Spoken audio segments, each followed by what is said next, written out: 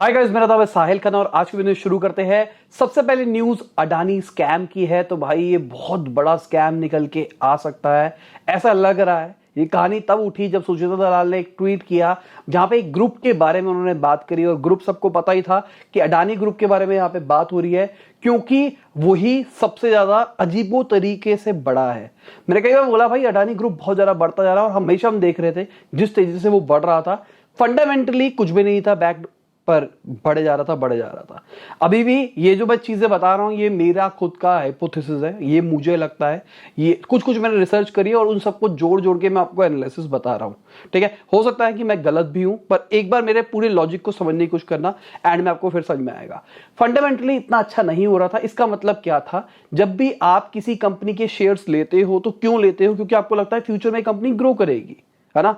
तो ग्रो करेगी या फिर कुछ भी लग रहा हो। अडानी ग्रुप के साथ में ऐसा क्यों हो रहा था? एकदम बढ़ती क्यों जा रही थी वो? क्या उनके रेवेन्यू इतनी तेजी से बढ़ रहे थे जितनी तेजी से उसका शेयर बढ़ा है? अगर हम देखते हैं एक साल के अंदर 1000 मतलब 10 गुना उन्होंने लमसम दे दिया रिटर्न, 10 गुना का रिटर्न। क्या उनका एक साल के अंदर सेल 10 गुना बढ़ी जो इतना तेजी से वो बढ़ा? अभी रिसेंटली एक न्यूज आई थी, एनएसडीएल ने भाई 3 फॉरेन अकाउंट्स को बैन कर दिया है। तो अभी समझाने की कोशिश करता हूं आपको पूरा एनालिसिस। मैंने थोड़ी सी रिसर्च भी करी है इस चीज के ऊपर। तो 7 फॉरेन फंड्स है जिन्होंने इन्वेस्ट किया है अडानी ग्रुप पे। बेसिकली और उन्होंने भी किया होगा, पर मैं मेजर की बात कर रहा हूं। तो सबसे पहला आता है इलारा इंडिया। उन्होंने 27,304 करोड़ रुपए इन्वेस्ट किया है अडानी के स्टॉक्स के अंदर। ठीक है, जिसमें से 27,901 करोड़ उन्होंने टोटल इन्वेस्ट किया है इंडियन, मतलब पूरी मार्केट के अंदर देखा जाए तो। मतलब यहां पे 99% 95% की बातें हो रही है यहां पे। अगर मैं क्रेस्टा फंड की बात करके चलता हूं तो उन्होंने टोटल अभी तक 14,132 करोड़ रुपए इन्वेस्ट किया है, जिसके अंदर 13,782 करोड़ रुपीस अडानी के स्टॉक्स में किया है।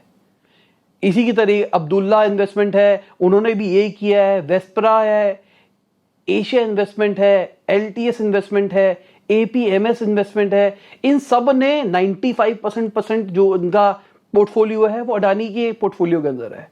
तो ये बड़े बड़े इन्वेस्टमेंट ग्रुप्स है, ऐसा हमको लगता है। तो इतना तो शायद आपने भी इंटरनेट से सीख लिया होगा शेयर मार्केट के बारे में, अगर आप थोड़ा सा इंटरेस्ट रखते हो, कि भाई आपको हमेशा सारे एक ही कंपनी के अंदर सारा पैसा नहीं डालना, आपको अपने पैसों को डाइवर्सिफाई करना है। कल को कुछ कांड हो जाए तो आपके पास में बैकअप रहना चाहिए। ये तो आपने पढ़ा होगा। तो भाई ये जो इतने बड़े बड़े फंड है जो इतना इतना पैसा डाल रहे हैं, इनको इतनी समझ नहीं होगी कि आपको डाइवर्सिफाई करके पैसा डालना चाहिए। तो इसी चक्कर में सारा का सारा बवाल उठ के आया। अब यहां पे बवाल ये नहीं है कि कोई कंपनी इन्वेस्ट कर रही है, वो तो भाई उनकी मर्जी अगर कर रही है तो। और यहां पे बवाल की सबसे बड़ी चीज ये है, अगर आप इन कंपनीज के एड्रेस देखते हो तो ऑलमोस्ट आसपास होते हैं। आसपास इन द सेंस, जैसे कि आपके मोहल्ले के अंदर 5 दुकानें हैं, 5 दुकानों ने मिलकर डिसाइड किया कि भाई हमारे पास जो पैसा है सारा का सारा अडानी ग्रुप में लगाते, अडानी ग्रुप बढ़ने वाला है। मजाक की बात तो नहीं होती ना ऐसा कि एक मोहल्ले की स्ट्रीट थी वही के आसपास लोगों ने कर दिया। तो सारे के सारे मॉरिशस से लिंक होए जा रहे हैं, और कहा जा रहा है हवाला का पैसा भी हो सकता है, ब्लैक को व्हाइट करने का सीन भी हो सकता है। अगर मैं अडानी एंटरप्राइजेस की बात करके चलता हूं तो 74.9% प्रमोटर्स के पास में है। और अगर मैं फॉरेन पोर्टफोलियो इन्वेस्टर्स की बात करके चलता हूं तो उनके पास 20.5% है।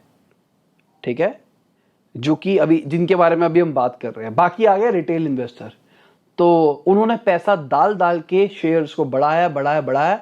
रिटेल इन्वेस्टर्स ने उसको लिया क्योंकि भाई बढ़ रहा था, अब वो बेच के निकल सकते हैं। नॉर्मली स्कैम ऐसे तो होता है, जिनके पास ज्यादा पैसा होता है वो पैसा पंप कर करके मैनिपुलेट करते हैं। अगर सिंपल सी बात लॉजिक लेके चलो, 75% तो कंपनी के पास है वो नहीं निकलेगा, 25% पे ही मार्केट चल रही है, जिसमें से 20% के आसपास बड़े ग्रुप्स अपने पास में रख रहे हैं, 5% ही रिटेल इन्वेस्टर के पास है। तो बड़े ग्रुप्स पूरा मैनिपुलेट कर सकते हैं मार्केट को। तो प्लीज, अगर अडानी ग्रुप के अंदर आपका कुछ है, आने वाले टाइम में कुछ भी हो सकता है, रिकवरी भी आ सकती है, पर मेरा एनालिसिस ये कहता है, मैं गलत भी हो सकता हूं, अगेन मैं बोल रहा हूं, मेरा एनालिसिस ये कहता है कि भाई ये बहुत खतरनाक चीज हो सकती है और ये निकल के आएगा स्कैम। अभी नहीं निकला है पर ये निकल के आ सकता है। और अगर आप मुझे फॉलो करते हो तो मैंने ऑलमोस्ट 2.5-3 महीने पहले ये बात बहुत बोली थी कि भाई मैं ओपनली नहीं बोल सकता बहुत सारी चीजें, वरना मैं उठा लिया जाऊंगा। अभी भी बहुत सारी ऐसी चीजें हैं जो कि नहीं बोल सकते ओपनली, वरना उठा लिए जाओगे।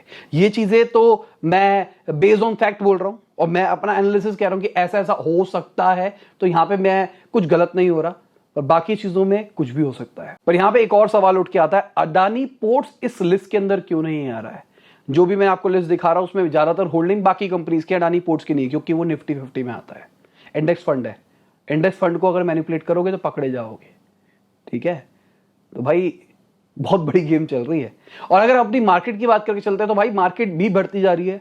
अगेन मेरा फिर से मानना है कि मार्केट अभी भी ओवर प्राइस है, पर मार्केट बढ़ती जा रही है। अगली खबर एमिरेट्स एयरलाइन की है। तो भाई उन्होंने $5.5 बिलियन का लॉस रिपोर्ट किया है। 30 साल में पहली बार हुआ है ऐसा। बहुत पैसा खींचते हैं एमिरेट्स वाले। अगली खबर इंफोसिस के को फाउंडर मूर्ति जी और अमेजॉन के ज्वाइंट वेंचर क्लाउड टेल की है। तो भाई 54 करोड़ का टैक्स डिस्प्यूट आया है। जीएसटी वालों ने उनको नोटिस भेजा है कि भाई क्या बसूड़ी चल रही है। अगर आप अमेजॉन बिजनेस का अकाउंट यूज करते हो तो वहां से अगर आप कुछ भी परचेज करते हो बिजनेस वाली, तो आपको जीएसटी का रिफंड मिल सकता है। तो हो सकता है कि इन्होंने बहुत सारों की रिटर्न ही फाइल ना करी हो, इसलिए डिस्प्यूट आया है। अगली खबर ओरेकल इंडिया के सीनियर डायरेक्टर ऑफ क्लाउड जो है, उनकी वाइफ चीटिंग के केस के अंदर फंसी है, जहां पे वो कस्टमर्स को अपने पति का नाम यूज करके लाती थी, कहती कि मैं एडवांस ले लेते पेमेंट, और उनको इंटीरियर डिजाइनिंग का काम था और अच्छा काम नहीं करते थे, सब स्टैंडर्ड प्रोडक्ट्स लगाते थे, और अगर जब वो कंप्लेन करते थे तो वो कहते थे तुम पे मोलेस्टेशन का केस वेस डाल देंगे। अगली खबर एचडीएफसी बैंक की है। तो भाई उनकी ऐप ढंग से काम नहीं कर रही थी। उन्होंने ट्वीट करके बोला कि ऐप जल्दी रिकवर हो जाएगी, अगर आपको पेमेंट करनी है तो आप वेब से कर सकते हैं, और फाइनली उन्होंने उसको रिकवर कर दिया। तो आपको दिक्कत आई या फिर नहीं आई, और आप मुझे बताओ कि आपके मोबाइल के अंदर आपके बैंक की मोबाइल ऐप है या फिर नहीं है। मैं तो यूज करता हूं, और इनफैक्ट सारे ट्रांसफर मैं अब मोबाइल ऐप से ही करता हूं। अगली खबर वॉल्टन फैमिली की है, जो कि दुनिया की सबसे रिचेस्ट फैमिली है। उन्होंने $2.1 बिलियन के स्टॉक्स बेचे वॉलमार्ट के इस साल के अंदर।